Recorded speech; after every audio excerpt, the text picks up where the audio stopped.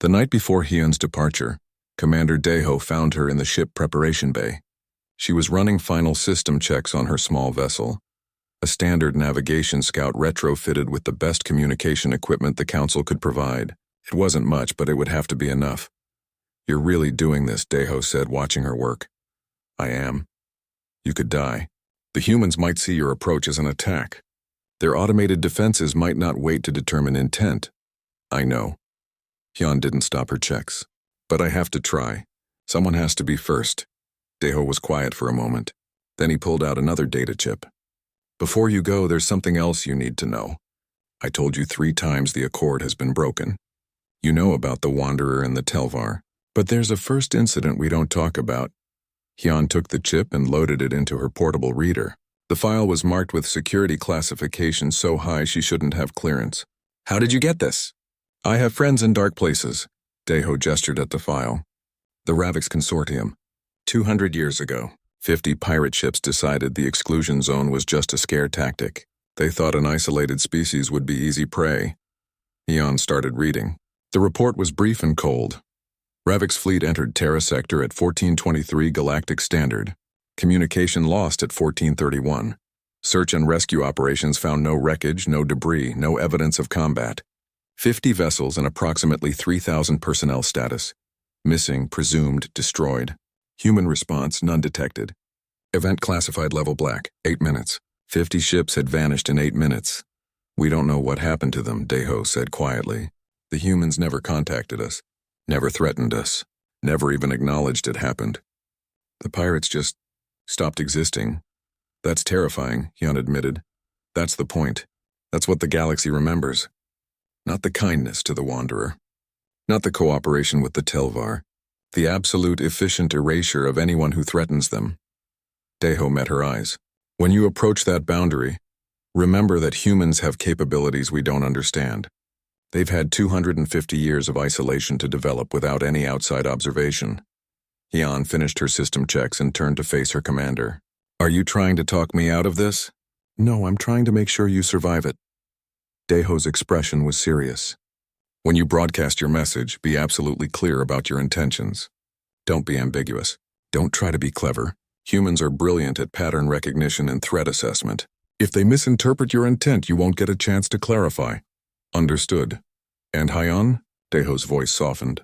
"If they do respond, if they do agree to talk, remember that they're not the monsters we made them into in our stories, but they're also not what they were before the wars. 2.5 centuries of isolation changes a species. Don't expect them to be grateful we finally decided to acknowledge them." Hyun nodded. She hadn't expected gratitude. She barely expected survival. The journey to the exclusion zone took 5 days. Hyun traveled alone, as agreed.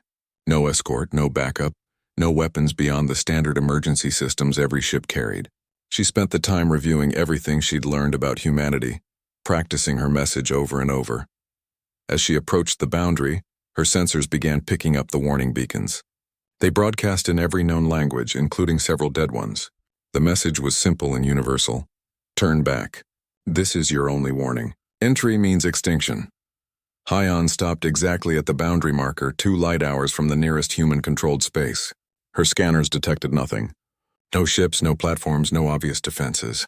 But she knew they were there. The Ravix Consortium had learned that lesson. She took a deep breath and activated her communication system. She had prepared a long speech, carefully worded to convey respect and peaceful intent. But in the moment, facing the vast unknown of human space, she found herself saying something simpler. "My name is Navigator Hyun of the Vaxil people. I'm here alone, unarmed, and I'm not a threat. I know the history between humanity and the galaxy. I know what we did to you. I know why you chose isolation. But I'm here because I think the Accord of Silence was wrong. I think we made a mistake 250 years ago, and I want to know if there's any possibility of fixing it. If you're willing to talk, I'm willing to listen. If you want me to leave, I'll leave. But someone had to try. I hope you understand that." She ended the transmission and waited. Minutes passed. Then an hour, then 2. Hyun began to wonder if anyone was even listening. Maybe the humans had abandoned their monitoring stations. Maybe they didn't care about the galaxy anymore. Maybe they had moved beyond the need for contact with other species. Then her communication system activated. Audio only. A male voice speaking clear Galactic common with a slight accent she didn't recognize. Navigator Hyan, this is Representative Wu Jin of the Solar Defense Network. Your approach has been monitored since you entered the outer detection grid approximately 6 hours ago. We've been discussing how to respond. 6 hours ago. That meant they'd been tracking her long before she reached the boundary. The human's sensor range was far beyond anything the galaxy used. I understand, Hyun said, trying to keep her voice steady. I didn't mean to intrude. I stopped at the boundary as a sign of respect. We appreciate that. Wu Jin's tone was neutral, neither friendly nor hostile. Your message was received and analyzed. We've verified your identity and your council authorization. We've also reviewed the recent council proceedings where you argued for reconsidering the accord. They had access to council proceedings. Hyun filed that information away. Humans had been monitoring the galaxy even while isolated. We're surprised, Wu Jin continued. Not many in the galaxy even remember why the accord exists. Fewer still question it. You've done both. That shows either courage or foolishness. Maybe both, Hyun admitted, remembering her conversation with Daeho. There was a pause, then something that might have been a quiet laugh. An honest answer. We appreciate honesty. Another pause. Navigator Hyun, why are you really here? Not the official reason. The personal one. Hyun considered lying, then remembered Daeho's advice. Be clear. Be direct. Because I think the galaxy made you into something you didn't want to be and then punished you for surviving. And I think that's shameful. I think we owe you an apology and a chance to be more than the monsters in our warning beacons. The silence that followed felt different. Heavier. An apology. Wu Jin said slowly. In 250 years no one has apologized. They justified. They explained. They created the accord and called it wisdom. But no one said, we're sorry. I'm sorry, Hyun said. On behalf of my species and everyone who attacked you. We were wrong. Another long pause. When Wu Jin spoke again, his voice had changed. Still professional, but warmer somehow. Navigator Hyun, I'm going to share something with you. Most humans alive today have never seen another species. We're born. We live, we die within our solar system. Earth is beautiful and we've built incredible things here. But we're curious by nature. We wonder about the galaxy. We wonder if we'll always be alone. We wonder if anyone out there remembers us as more than a warning label. Some of us do, Hyun said. Some of us want to know who you really are, not just what you can destroy. That's refreshing. Wu Jin seemed to consider his next words carefully. Here's my question for you, Navigator. You've apologized. You've acknowledged the past. But what do you want from us now? What does the galaxy want? Hyun had prepared for this question. I don't speak for the entire galaxy, but I want to know if you'd consider rejoining the galactic community. Not as threats, not as weapons. As people, as partners. The galaxy is missing what you could contribute. Science, art, ideas, perspective. We made a mistake isolating you. I'm asking if you're willing to give us a chance to do better. The response took several minutes. Hyun imagined Wu Jin consulting with others, debating, analyzing every angle of her request.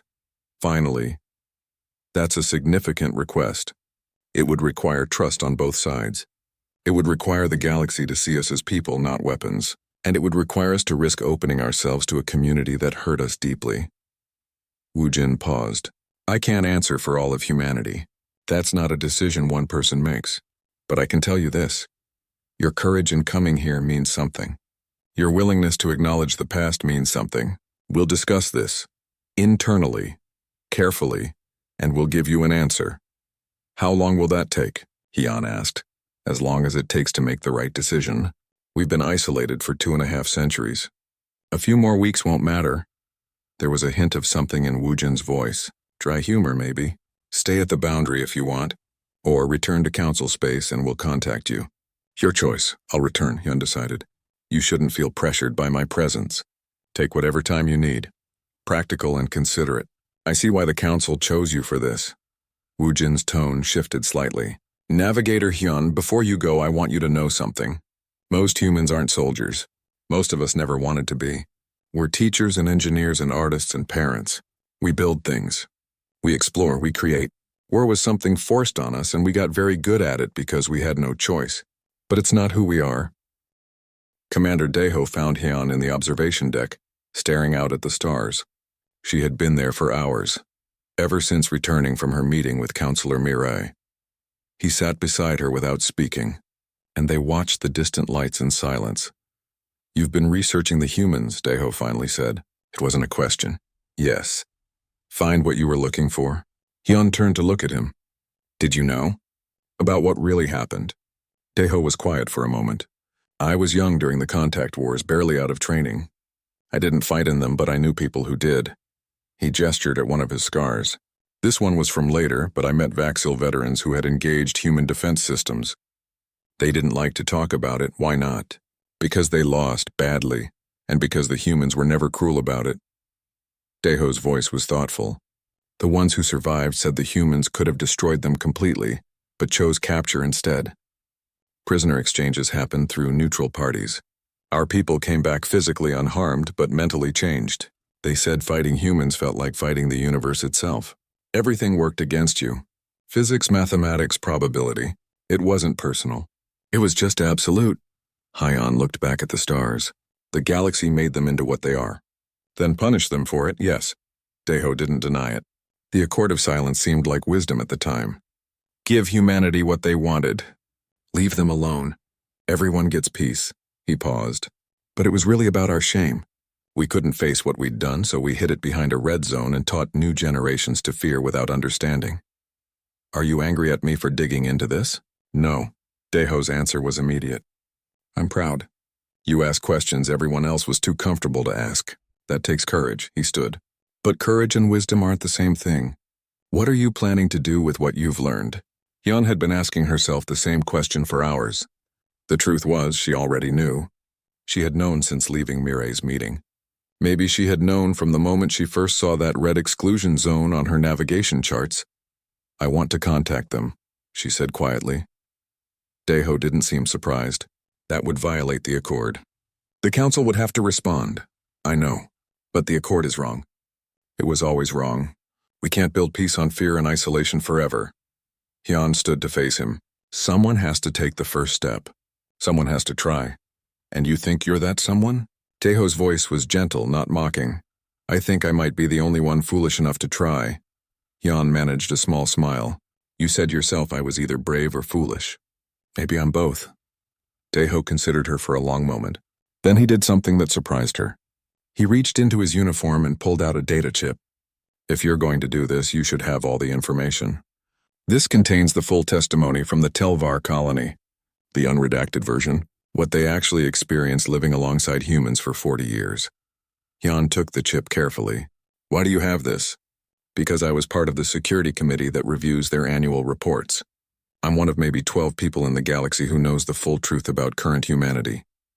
He met her eyes. "Read it. Then decide if you still want to make contact." That night, Hyun read the Telvar reports in her quarters. Page after page of testimony from a species who had accidentally become humanity's neighbors. The early reports were cautious, almost afraid. The Telvar described the human named Isol who first contacted them as professional, but intimidating. They talked about the human ships that patrolled nearby space, clearly monitoring the colony. But as the years passed, the tone changed. The Telvar began describing daily life. Human engineers helping them build better habitats. Human teachers sharing knowledge about surviving in space. Human families becoming friends with Telvar families. One Telvar colonist named Sora wrote about her human neighbor, a woman named Unji, who had 3 children. "Unji brought us food when my partner was injured. She didn't ask for anything in return. Her children played with ours, teaching them human games and learning ours. She told me that humans believe in something called community, that when you share space with someone, you take care of each other. It's not law, it's just what they do." Another report described a human scientist named Junho helping the Telvar develop better hydroponics. Junho spent 6 months working with us. He never acted superior, even though his knowledge far exceeded ours. He said that every species figures out survival differently, and there's value in every perspective. I asked him why humans help us when they could just control us. He looked confused by the question. Then he said, "Why would we want to control you? You're our neighbors. We help neighbors." The reports painted a picture of humanity that contradicted everything the galaxy believed. Yes, the humans maintained powerful defenses. Yes, their technology was advanced. But in daily life they were cooperative, creative, and surprisingly warm. A recent report included testimony from a young Telvar named Kai, who had been born in the colony and never known life outside human space. I asked my human friend Hyunwoo what it was like before the Accord, when humans could travel the galaxy. He said his great-grandmother told stories about wanting to see everything, meet everyone, learn all the ways different species solved problems. He seemed sad about it. I asked if he was angry at the galaxy for isolating them. He said no. He said humans don't waste energy on anger about things that can't be changed. They focus on making the best life possible with what they have. But I think he was lying about not being sad. I think humans miss the galaxy even if they pretend they don't. Hyun read through the night. By morning, she had made her decision. She requested a meeting with Counselor Mirai through secure channels. When they met, she was direct. I want to attempt contact with humanity. Official contact. I want the Council to formally reconsider the Accord of Silence. Mirai studied her with those ancient eyes. You understand what you're asking? If you approach the exclusion zone, the automated defense systems will respond. If you enter it, you're technically committing a species extinction-level crime. The Council would have to act. Then I won't enter it. I'll go to the boundary and broadcast a message. If the humans respond, that's their choice. If they don't, I'll leave. Hyun kept her voice steady. But someone has to try. The Accord was built on fear and shame. Those are terrible foundations for peace. They've kept the galaxy stable for 2.5 centuries, Mirai pointed out. Stable isn't the same as right. And it's not the same as peace. Real peace requires understanding, not just mutual avoidance. Hyun leaned forward. You brought me the truth because you thought I might do something about it. Well, I'm doing something. Will you support me or stop me? Mirai was silent for a long time. Finally, the old counselor made a decision. I'll bring your proposal to the council. I can't promise they'll agree. Most will think you're insane. Many will call for your arrest for even suggesting it, but Mirai's expression softened. Maybe it's time. Maybe 250 years of shame is enough. 3 weeks later, Hyun stood before the Galactic Council. Representatives from hundreds of species filled the chamber. She could feel their skepticism, their fear, their resistance. She told them everything she had learned. The real history of the contact wars. The testimony from the Telvar colony. The incident with the Wanderer that showed human kindness. She argued that the Accord of Silence was built on guilt, not wisdom. We made them into warriors, Hyun said to the assembled powers of the galaxy. Then we isolated them for being too good at survival. That's not justice. That's cowardice. I'm asking permission to attempt peaceful contact. To at least try to build something better than mutual fear. The debate that followed was intense. Some species called her naive. Others called her dangerous. A few called her a traitor to galactic security. But Commander Daeho stood and spoke on her behalf. Navigator Hyun has shown more courage than any of us. She's asking questions we should have asked centuries ago. We owe it to ourselves and to humanity to at least try for real peace. Counselor Mirai added their voice. I was there when we created the Accord. I thought it was wise. I was wrong. It was fear pretending to be wisdom. We should stop pretending. The vote was close. Many species abstained, unwilling to take responsibility for either outcome. But when the count finished, Hyun had narrow approval for one thing. She could approach the boundary of the exclusion zone and attempt contact. What happened after that would depend on humanity's response. Hyun left the council chambers knowing she had just changed everything. Now she just had to hope humanity would talk to her instead of killing her. Hyun couldn't sleep. She lay in her quarters aboard the navigation station, staring at the ceiling while her mind replayed everything Bowman had shown her. The battle reports, the videos, the testimony of species that had attacked Earth and learned the cost. But there was something missing from the story. She had seen what humanity did to aggressors, but she still didn't understand why the entire galaxy had agreed to isolate them so completely. 3 days after visiting the archives, she received an encrypted message. The sender was anonymous, but the content was clear. Coordinates to a location in the outer sectors and a single line of text. If you want to understand, come here. Bring no one. Tell no one. Every instinct told her it was dangerous. She did it anyway. The coordinates led to an abandoned monitoring station in a forgotten system. When her small shuttle docked, she found someone waiting. A Quilath, even older than Bowman, scales so faded they were almost white. The being introduced itself as Counselor Mirai. "I know what you found in the archives," Mirai said without preamble. "Bowman contacted me. He thought you deserved to know the rest." The old counselor settled into a chair with visible effort. "What you saw was the war. What I'm going to tell you is what happened after, the part we hide even more carefully." Mirai activated a holographic display. After humanity defeated every species that attacked them, the Galactic Council convened. Every major power attended. The topic was simple: what do we do about the humans?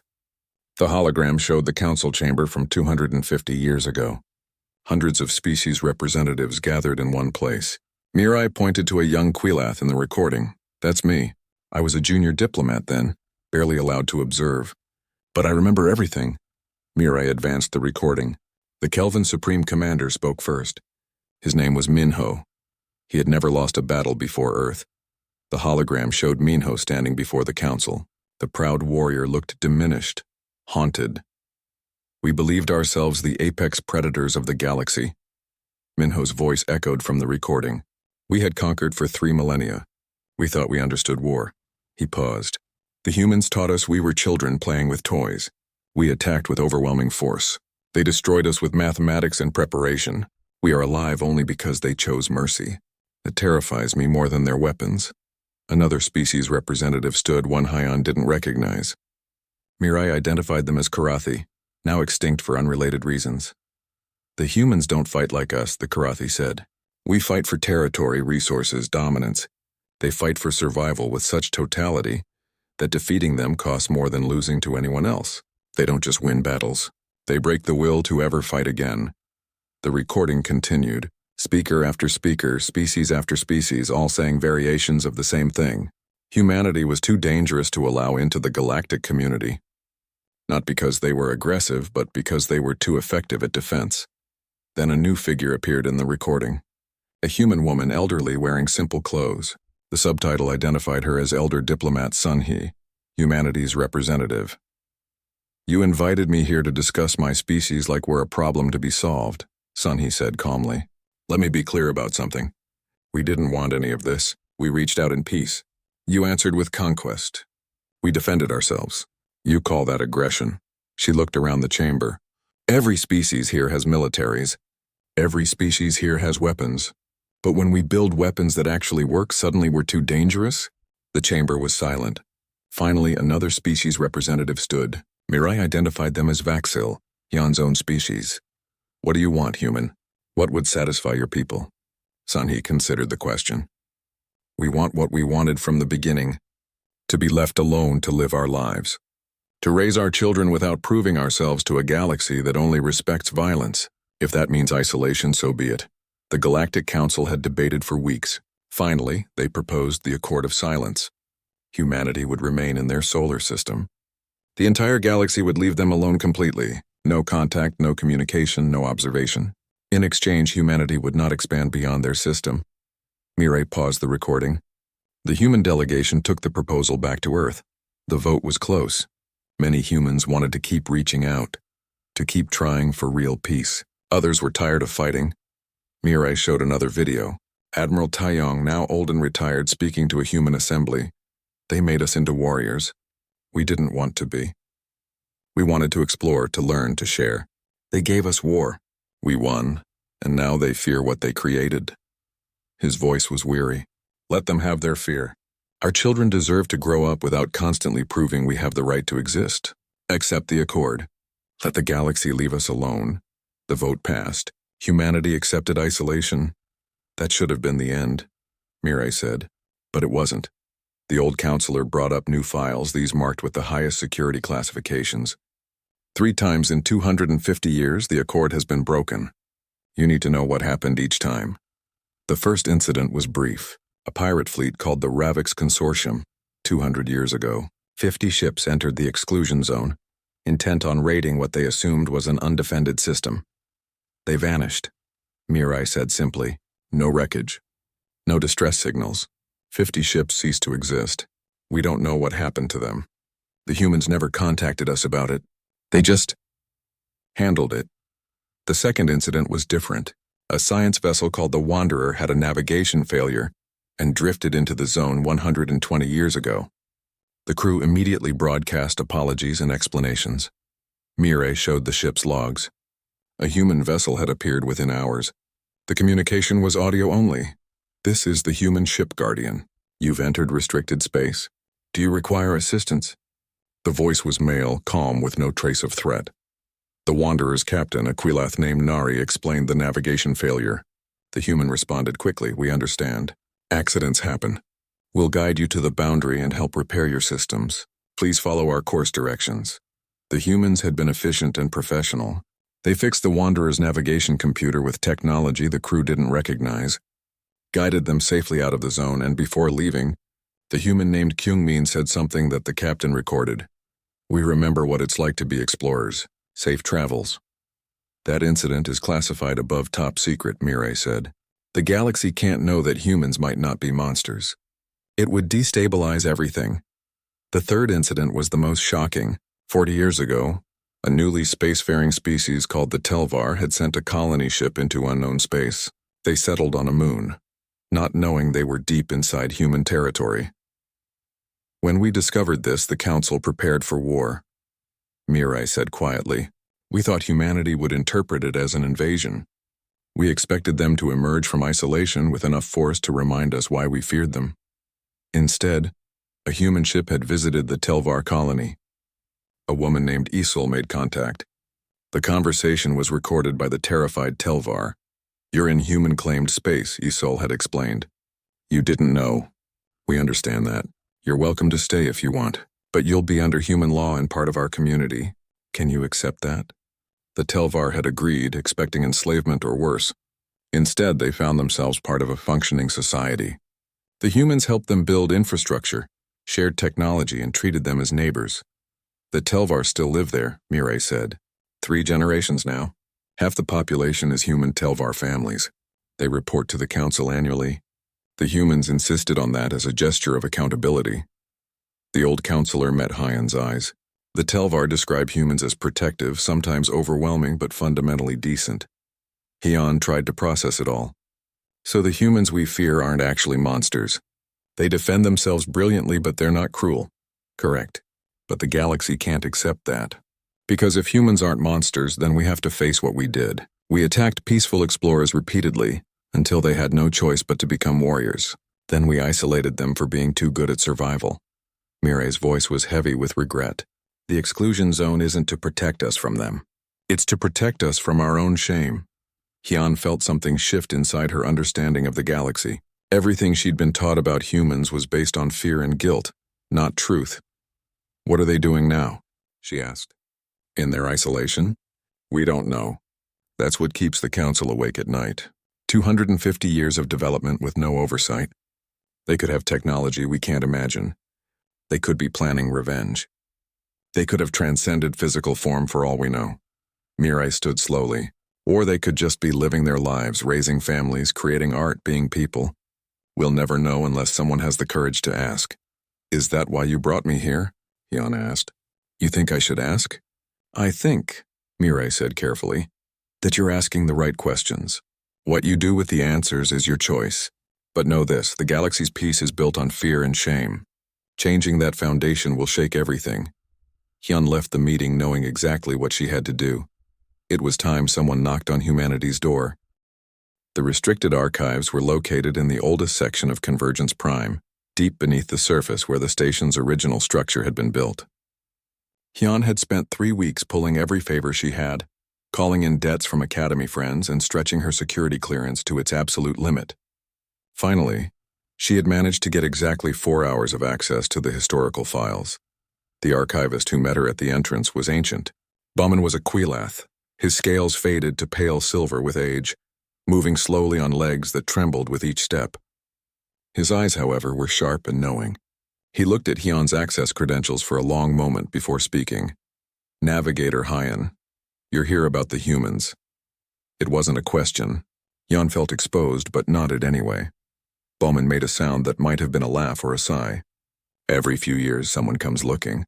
Usually young, always curious. Most leave disappointed. The files are heavily redacted." He gestured for her to follow him into the archives. "But you seem determined. That's either very brave or very foolish. Maybe both, Hyan admitted.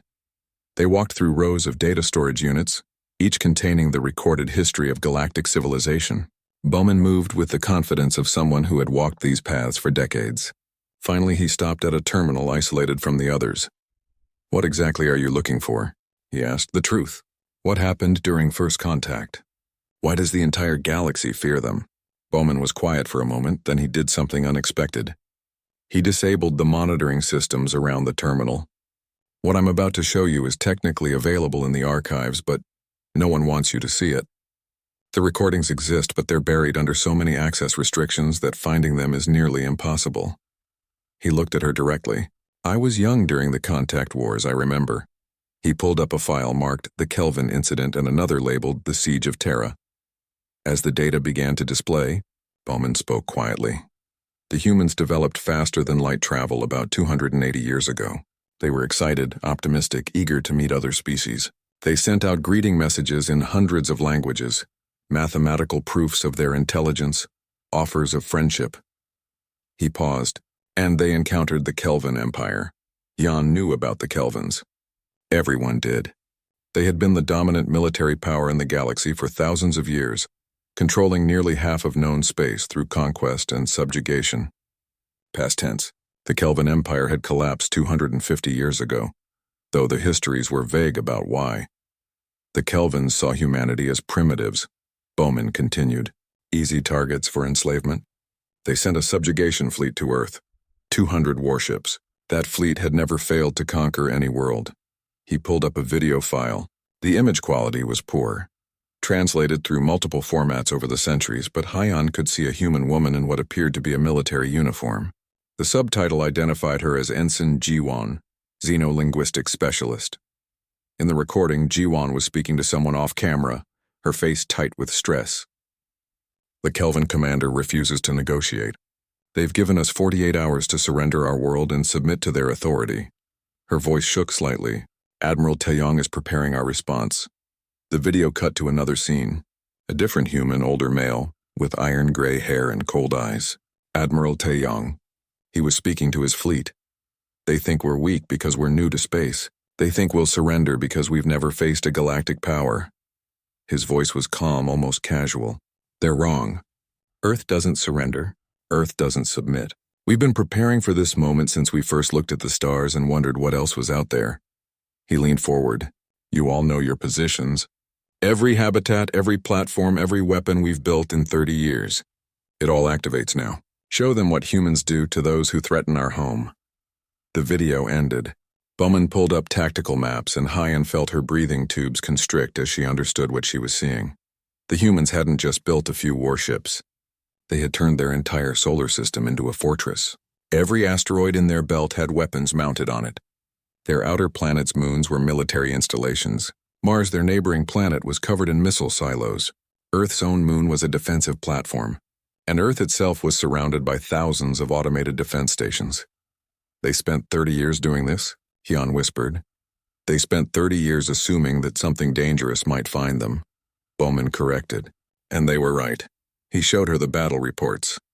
The Kelvin fleet entered the Sol system and was immediately engaged from multiple directions. The asteroids fired railgun rounds at relativistic speeds. The lunar platforms launched missiles that maneuvered like living things. The automated stations moved in coordinated patterns that confused Kelvin targeting systems. And when the Kelvins tried to retreat, human warships appeared, small and fast, cutting off escape routes. The battle lasted 14 hours.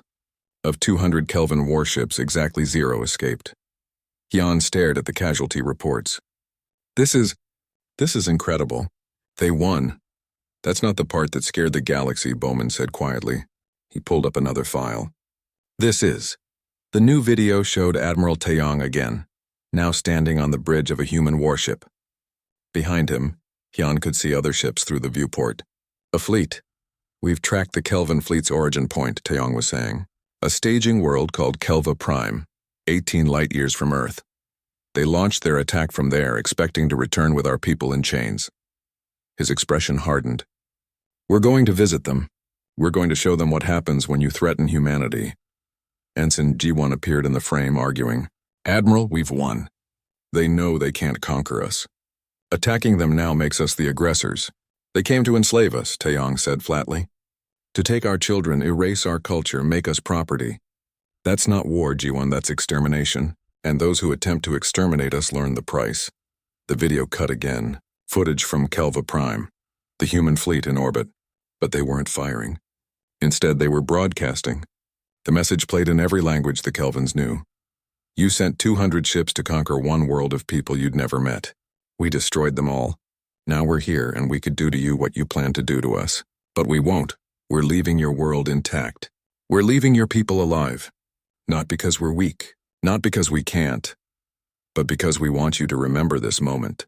You came for us once. If you ever come again, we won't show restraint. Tell the galaxy what humans are capable of when you threaten our families. The human fleet left. They didn't occupy Kelva Prime. They didn't take anything. They just left. The Kelvin Empire sued for peace 3 days later, Bowman said. An empire that had conquered for 3,000 years surrendered after one battle and one demonstration. Hyun couldn't process it. But that's amazing. They defended themselves and showed mercy. Why does the galaxy fear them? Bowman's expression was sad. Because 7 other species, seeing humanity's military power, decided to strike while Earth was supposedly vulnerable. Pirates, opportunists, even one major military power, they all attacked within the next 2 years. He met her eyes. All 7 surrendered. Humanity never left their solar system. They didn't need to. Every attacker who came returned broken, if they returned at all. So the galaxy made them into monsters by attacking them repeatedly. Yes. Bowman closed the files. And then the galaxy did something worse. We quarantined them. We created the exclusion zone. We told ourselves it was to contain the threat, but really, he gestured around the archives. It was shame. We made peaceful explorers into the most feared warriors in known space, and we couldn't face what that said about us. Jan sat in silence, trying to understand. The humans had defended themselves brilliantly, showed restraint when they could have sought revenge, and for that, they were isolated for 2.5 centuries. What are they doing now? She asked. In their isolation? No one knows, Bowman admitted.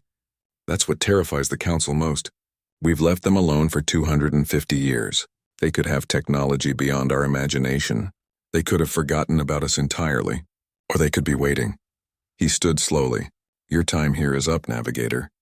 What you do with this information is your choice. But remember, the galaxy chose fear over understanding. Changing that will be dangerous. Hyun left the archives with more questions than answers, but one thing was certain in her mind. The galaxy had made a terrible mistake 2.5 centuries ago, and she wanted to fix it. The navigation chamber hummed with quiet energy as Hyun stared at the holographic star map floating before her. She was young for a navigator, barely 3 cycles out of the academy, but her skills had earned her this solo assignment. Her blue chitinous fingers moved across the control panel, tracing potential routes through the familiar sectors of known space. Commander Daeho stood behind her. His forearms crossed in what Hyun had learned was his thinking pose. He was old by Vaxil standards, his exoskeleton marked with the pale scars of a dozen campaigns. He rarely spoke unless he had something important to say, which made Hyun nervous. This was her first real assignment without supervision, and she desperately wanted to impress him. The route to the Kelmar system is straightforward, Hyun said, her voice steady despite her nerves. 3 jumps, standard transit corridors, no complications. She expanded the map, showing the path she had plotted through safe, well-traveled space. Daeho nodded slowly. Good. Now show me the alternative routes. Hyun pulled up 2 more paths, each avoiding the busiest trade lanes. She explained the fuel calculations and time differences. Daeho listened without interrupting, which she took as approval. Then he leaned forward and tapped a section of the map she had carefully avoided. What about this route? Straight through. Cuts travel time by 40%. Hyun felt her breathing tubes constrict. The area he indicated was blank on most maps, but when she zoomed in, it appeared. A massive sphere of space, pulsing red on the navigation display. The designation made her translator unit struggle before settling on the words, Terra Sector, Absolute Exclusion Zone, Penalty, Extinction. Commander, that's the Forbidden Zone. No one goes there. I know, Daeho said quietly. Why? Hyun blinked, confused by the question. Because it's forbidden? Not good enough, navigator. You're plotting courses through the most dangerous regions of known space. You need to understand every threat, every warning, every rule. He straightened to his full height. So I ask again, why is it forbidden? Hyon studied the red sphere on her display. It was enormous, perhaps 50 light-years in diameter, centered on a yellow star system in what the old charts called the Orion Arm. She tried to access the historical files, but most were restricted above her clearance level. The few public records were maddeningly vague. The files don't say much, Commander, just that it's been restricted for over 250 years, since before the Kelvin Peace. She looked up at him. What's there? The question hung in the air. Daeho's expression shifted, something Hyon couldn't quite read passing across his features.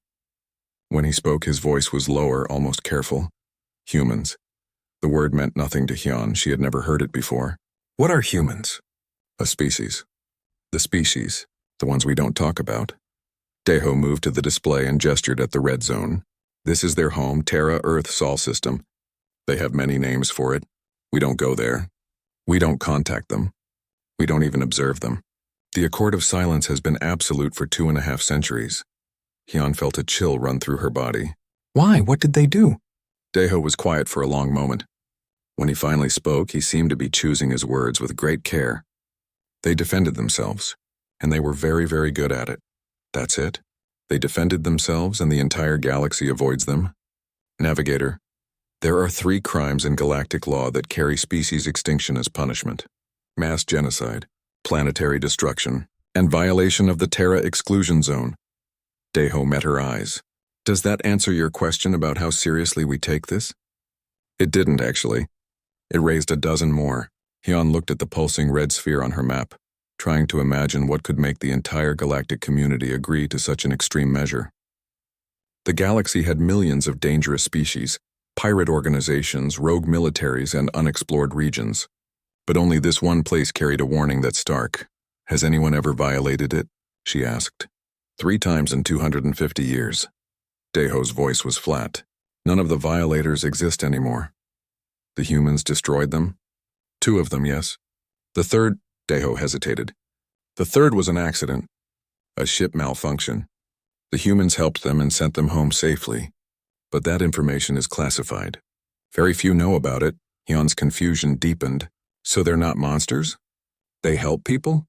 I didn't say that. Daeho turned away from the display. I said they defended themselves well.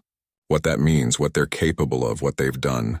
Those are questions no one alive today can answer with certainty. The generation that fought them is mostly gone. What remains are warnings, restrictions, and the collective decision that it's better not to know. That's insane, Hyon said before she could stop herself. We're afraid of something we don't understand, based on events from centuries ago. Yes, Daeho said simply. And it's kept the peace. He moved toward the exit, then paused. Plot your standard course to Kelmar, navigator. Stay well clear of the exclusion zone, and Hyon. He looked back at her. Don't go looking for answers about the humans. Some doors are closed for good reasons. After he left, Hyon sat alone in the navigation chamber, staring at the red sphere on her display.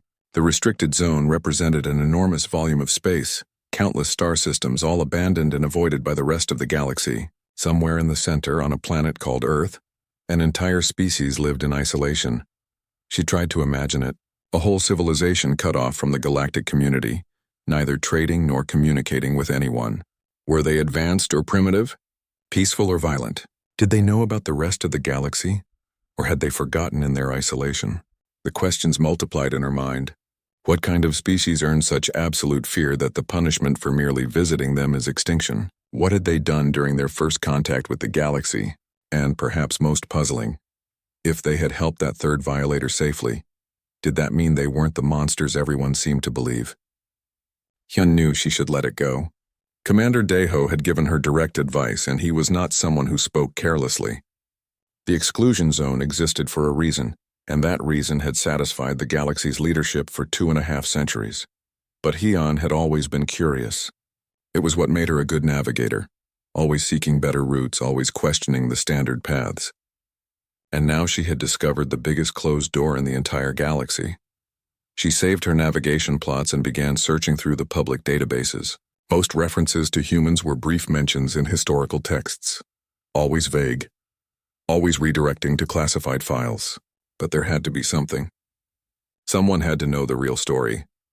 The galaxy was vast and full of mysteries, but only one mystery had a 50 light-year exclusion zone around it. Hyun decided she was going to find out why,